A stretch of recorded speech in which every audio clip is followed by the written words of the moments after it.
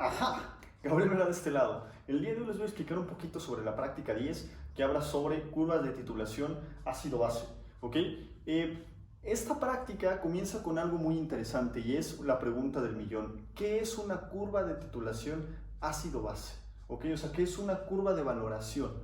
Bueno, primero que nada voy a explicarles un poquitito de cómo se hubiera visto más o menos esta práctica, dado que no vamos a poder tener pues esta experiencia experimental, valga la redundancia, ¿ok? Imaginen que ustedes tienen un matraz Erlenmeyer con 20 mililitros de ácido clorhídrico, ¿vale? Pues eso esperarían que tenga un pH naturalmente ácido, ¿vale? Y le empiezan a agregar con una bureta gotitas de gotita en gotita, mililitro por mililitro, de hidróxido de sodio de la misma concentración, ¿ok? Y ustedes lo que van a hacer es monitorear cómo evoluciona el pH de esta disolución conforme yo empiezo a agregar hidróxido de sodio.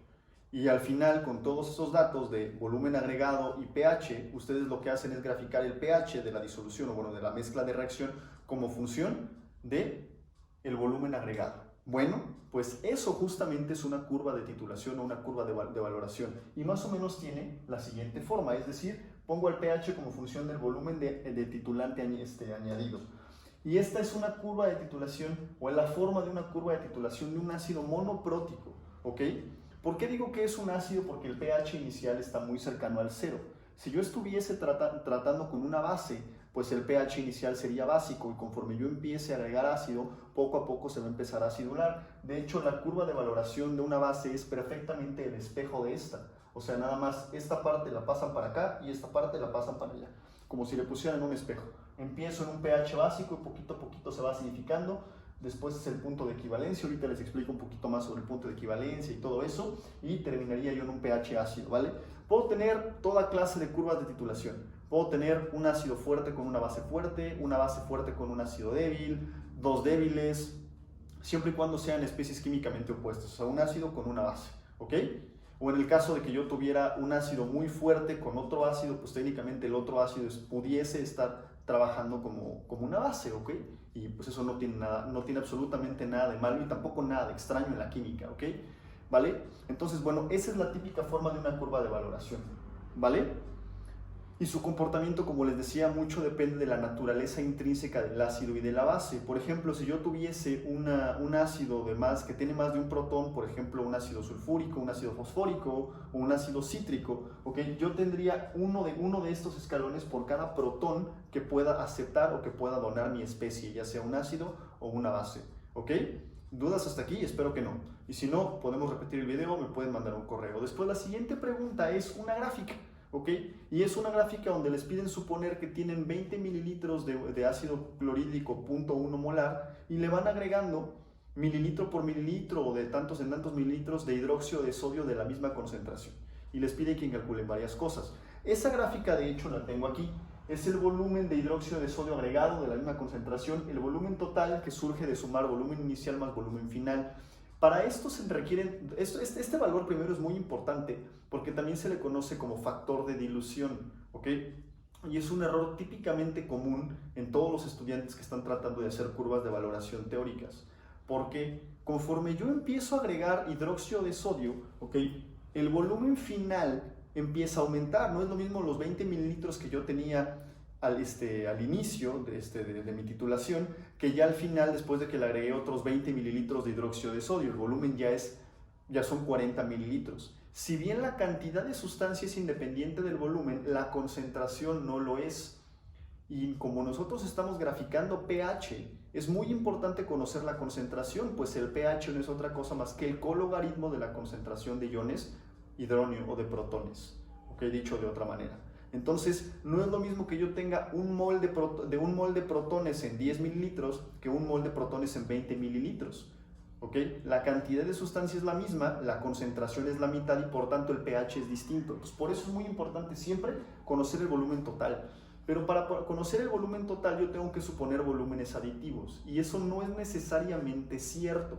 Si bien para algunas cosas se puede considerar como que los volúmenes son perfectamente aditivos, hay muchas otras veces para las que no. Y eso mucho depende de la naturaleza de lo que yo tenga ahí y de sus concentraciones. porque las interacciones intermoleculares que se encuentran en el seno de la disolución pueden ser mayormente atractivas o mayormente repulsivas, y eso puede causar expansiones o dilataciones en el volumen final, ¿ok? Entonces, no se queden con la idea de que los volúmenes siempre son aditivos, ¿ok? Entonces, aquí solo estamos suponiendo que los volúmenes son aditivos, es una suposición. Entonces, el volumen inicial más final, la cantidad de sustancia expresada en mol de hidróxido de sodio, y después lo que hay en exceso, si protones o hidroxilo, ¿ok? Ahorita explico un poquito más de eso. Después las concentraciones finales de protones y de hidroxilos. Y para conocer las concentraciones finales, yo tengo que dividir sus cantidades de sustancia entre el volumen total, lo que les decía del factor de dilución, ¿ok? Tanto para hidroxilo como para protones. Y finalmente, pues el pH, que es el cologaritmo de esta concentración, ¿vale? La primera de las líneas de esta curva, pues comienza con un volumen añadido de 0 mililitros de hidróxido de sodio. Bueno, pues si no estoy agregando hidróxido de sodio, pues el volumen es 0, el volumen inicial es igual al volumen final, y la cantidad de hidroxilos agregados, pues naturalmente es 0. Por lo tanto, lo que tengo en exceso son los protones. ¿Los protones de quién? Pues los del ácido, que por cierto ya estaban ahí. Si yo tengo 20 mililitros de una concentración 0.1 molar, entonces, pues lo que tengo que hacer es multiplicar concentración por volumen expresado en litros, y me va a quedar 20 por 10 a la menos 4 mol de protones, ¿ok? En el caso estoy hablando solo de mol en exceso. ¿Tengo mol en exceso de hidroxilos? Pues no, porque no estoy agregando hidroxilos, ¿ok? Pero eso no quiere decir que en la disolución no existan hidroxilos. En la disolución sí existen hidroxilos, y eso depende de la constante de autodisociación del agua, o la de autohidrólisis del agua, KW. Ok, pero cuando dice exceso son si los que yo agregué consiguieron llegar a un exceso o no. Pues como no estoy agregando nada, pues no hay exceso, ¿ok? Por lo tanto, si esta es la cantidad de sustancia expresada en mol, la concentración es este valor entre el volumen total expresado en litros, y esta es mi concentración molar, ¿ok? Y ahora sí es muy importante. Yo sé que la constante de autodisociación del agua es 10 a la menos 14. ¿Ok? Y es concentración molar de protones por concentración molar de hidroxilos. Si de esa ecuación yo despejo la concentración molar de hidroxilos, me va a quedar que KW entre la concentración de protones es igual a la concentración de hidroxilos. 10 a la menos 14 entre 10 a la menos 1 es 10 a la menos 13. Después el cologaritmo de este valor me entrega el pH. Listo. El siguiente es 4 mililitros. ¿Qué pasa cuando yo agrego 4 mililitros de hidróxido de sodio? Bueno, sucede lo siguiente, ¿ok? Yo tengo 4 mililitros, pues el volumen total ahora son 24 mililitros, y la cantidad de hidroxilos, de hidroxilos, los mol de hidroxilos agregados, pues van a ser 4 por 10 a la menos 4. Volumen expresado en litros por concentración molar me va a dar cantidad de sustancia. Después, mol de quién en exceso, ¿ok? Pues como estoy agregando, si al inicio yo tenía 20 mol de protones, y yo estoy agregando 20 por 10 a la menos 4 mol de protones, y yo estoy agregando 4 por 10 a la menos 4, está perfectamente claro quién es mi reactivo limitante: los hidroxilos. Entonces, de los que van a sobrar son los protones. Por eso yo aquí a los hidroxilos les pongo 0, ¿ok? Porque esencialmente no queda ninguno. Sabemos que por más cuantitativa que sea una reacción, y lo he explicado en videos previos, ¿ok? No existen rendimientos del 100%, sino mi constante de equilibrio se indeterminaría, ¿ok? Pero esencialmente la reacción es tan cuantitativa que se podría decir que lo que queda es 0, y aquí pues sería simplemente una resta. 20 por 10 a la menos 4 menos lo que yo agregué, porque la reacción es 1 a 1, ¿ok? Pues me queda 16 por 10 a la menos 4. A partir de este valor yo puedo calcular las concentraciones utilizando el volumen final. Divido esta cantidad de sustancia entre el volumen expresado en litros y obtengo la concentración de protones. ¿Ok? Nuevamente, el que no hayan sobrado hidroxilos de la reacción no quiere decir que en la disolución no existan hidroxilos. Acuérdense que el agua siempre se está autodisociando. Entonces vuelvo a utilizar el KW para calcular la concentración molar de hidroxilos, que en este caso me queda como 1.51 por 10 a la menos 13 molar. El cologaritmo de este valor me da justamente el pH. ¿Ok? Y entonces pues nada más voy a hacer estas dos líneas para que ustedes pues hagan el resto, y lo que les pide al final pues es que grafiquen ustedes en sus casitas, en la comodidad de su hogar, cómo se vería esta gráfica, y se van a dar cuenta que una vez que tengan todos los valores y grafiquen el volumen agregado como función del pH, les va a quedar una gráfica bien interesante que es muy similar a esta gráfica muy burda que acabo de dibujar. Después la siguiente pregunta se le conoce como punto de equivalencia. ¿Qué es el punto de equivalencia? Bueno, es donde las concentraciones molares son iguales, ¿ok? Es decir, las cantidades de sustancias son equimolares. Si yo tenía, no sé, 10 mol de protones, en ese momento yo ya agregué 10 mol de hidroxilos, ¿ok?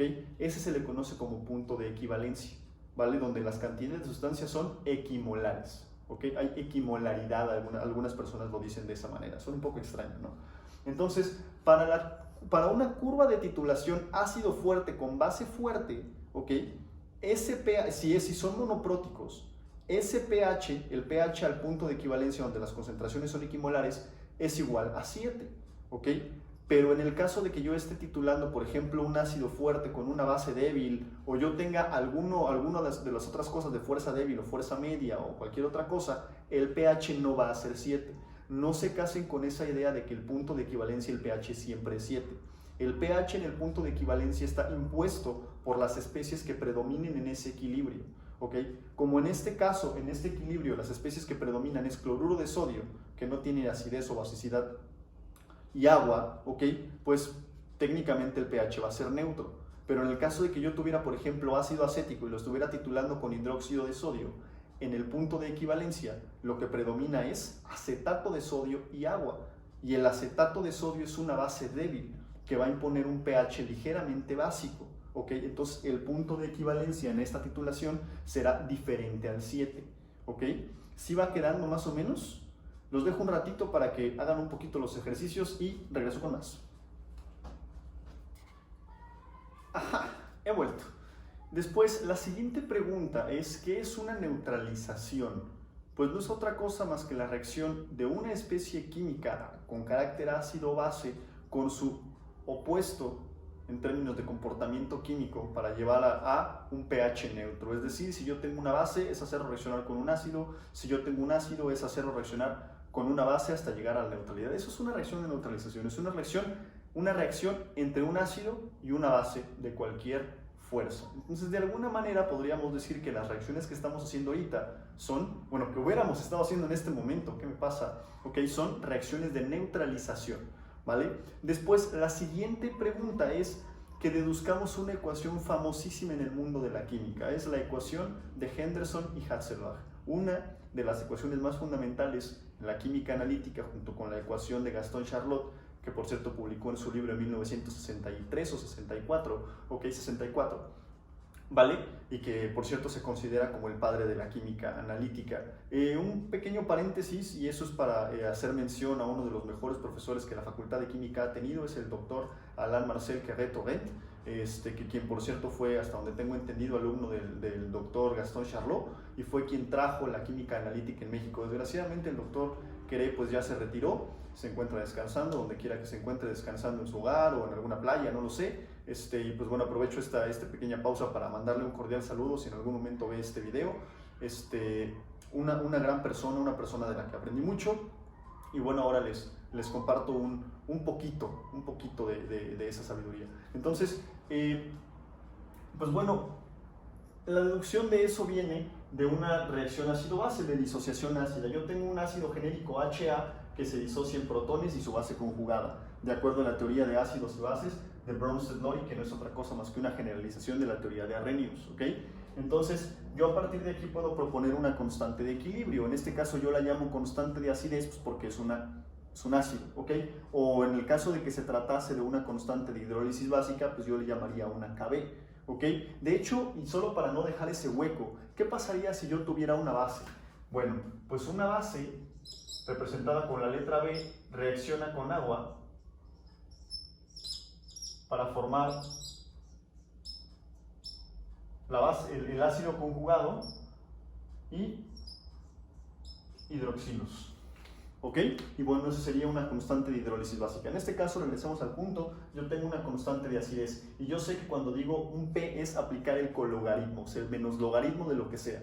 Entonces, si yo quiero obtener el pKa, que es el menos logaritmo de la constante de acidez, pues tengo que aplicarle el cologaritmo a lo que sea que se encuentre del otro lado de mi ecuación o del otro lado de mi igualdad. En este caso es el menos logaritmo o el cologaritmo de mi constante de acidez, H más y A menos y HA, las concentraciones molares, ¿ok? Al equilibrio. Aplicando una de las leyes de los logaritmos, y es que yo sé que el producto de dos cosas que se encuentran dentro de un logaritmo, pues yo lo puedo separar en una suma, ¿ok? Si yo tengo, por ejemplo, el logaritmo de AB, eso sería el logaritmo de A más el logaritmo de B, ¿ok?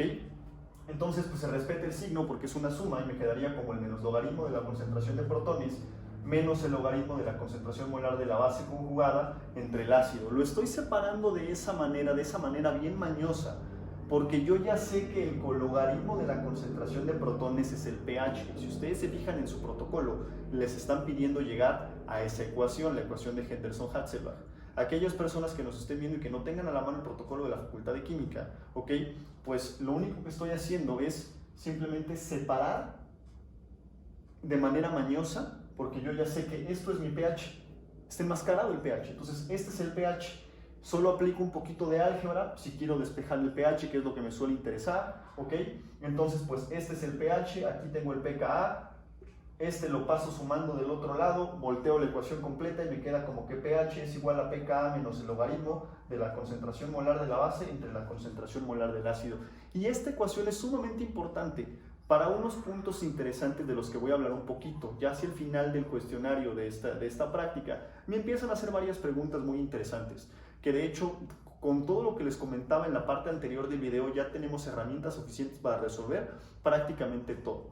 ¿Ok? Solo hay algunas cosas que me gustaría precisar y es por eso que quiero aprovechar esta ecuación. Recordemos mi curva de titulación de ácido-base, ya sea una que hayan visto en internet o la que hicieron de manera teórica, ¿ok? El punto de equivalencia es donde yo tengo que las concentraciones son equimolares, ¿ok? Para un ácido y una base, repito, fuertes, el pH, y son monopróticos, el pH es 7, es neutro. En el caso de que se tratase de algún ácido o una base de fuerza débil, ¿ok? Pues entonces el pH está impuesto por las... Bueno, siempre, el pH siempre va a estar impuesto por las especies que se encuentren en el equilibrio, ¿ok? Pero como en el equilibrio se puede encontrar una base débil, la base conjugada que es débil, o el ácido conjugado que es débil, ¿ok? Pues el pH va a ser distinto de 7, ¿ok? Entonces, bueno, en este caso solo es una ecuación genérica. Algo bien importante es que de esta ecuación yo puedo conocer un valor sumamente importante de un ácido, que me dice información bien interesante sobre ese ácido, y es su pKa. Imaginen que a ustedes les dan un ácido monoprótico, por ejemplo, ácidos monopróticos, está el ácido fluorhídrico, está el ácido acético, entre varios otros ácidos, ¿ok? Y entonces les dicen, pues de una lista de ácidos, que mediante una valoración volumétrica y una curva de titulación ustedes digan de qué ácido se trataba y les dan la concentración, ¿no? Pues era concentración 0.1 molar, por ejemplo, o concentración tal. ¿Qué ácido es? Bueno, yo tengo el punto de equivalencia y el volumen al punto de equivalencia. A la mitad del punto de equivalencia, nótese que hay que entender el punto de equivalencia bien, es donde la concentración del ácido es igual a la concentración de la base que estoy titulando. En este caso, si yo tenía ácido acético, ¿ok? La concentración del hidróxido de sodio que he agregado es igual a la concentración del ácido acético. Pero a la mitad del punto de equivalencia, yo solo he titulado la mitad del ácido acético. Es decir, que el 50% del ácido acético ya reaccionó y ahora es acetato de sodio o potasio. El catión depende de la base que yo estoy utilizando. En ese momento, la concentración del ácido acético y de su base conjugada, el acetato de sodio, son iguales. Si yo analizo la ecuación de Henderson-Hasselbalch, esta concentración de base y esta concentración de ácido corresponden al par ácido-base de mi reacción, ¿ok? Este es el par ácido-base, el ácido y su base conjugada, el ácido y su base conjugada. ¿Ok? No se trata de la concentración del hidróxido y la concentración del ácido, no se vayan a confundir, ¿ok? Es las concentraciones del par ácido-base. Y a la mitad del punto de equivalencia, esas dos concentraciones son iguales. O sea, la concentración del acetato y la concentración del ácido acético son iguales. ¿Qué pasa cuando yo tengo el cociente de algo igual? Pues ese cociente es 1. Y el cologaritmo de 1 es 0. Entonces, en ese punto, a la mitad del punto de equivalencia, nótense esa implicación importantísima. Estoy bien emocionado, a lo mejor ustedes están emocionados. El pH es igual al pKa. A la mitad del punto de equivalencia, el pH es igual al pKa. Eso es sumamente importante que lo recuerden, ¿vale? Y eso se puede deducir a partir de la ecuación de Henderson y Hasselbalch. Por mi parte es todo. Creo que ya tenemos información suficiente para entender un poquito más del tema y entender un poquito más cómo hacer curvas de titulación, ya sea teóricas o no, ¿vale? En sus correos les voy a enviar un archivo de Excel con el que estuve trabajando un poquito, ¿vale? Y en ese hice unas curvas de titulación del ácido clorhídrico y de ácido acético. Yo las hice de manera teórica, ¿ok? Pero cuando ustedes las reciban en sus correos, yo quiero que supongan que esas son las gráficas que ustedes hicieron en el laboratorio. O sea, supongan que ese trabajo teórico es experimental, ¿ok? Y a partir de ese trabajo experimental, quiero que respondan un poquito del cuestionario y lo más que se pueda del cuestionario final, ¿ok? Cualquier duda que tengan, cualquier aclaración que tengan o lo que sea, cualquier inquietud, con toda confianza me pueden escribir, con toda confianza me pueden dirigir hacia mí. Si no tienen mi correo, mándenme un mensaje a través de la caja de comentarios de YouTube y me comunico con ustedes para hacerles llegar esa gráfica. Mi nombre es Gabriel, como siempre, sean felices.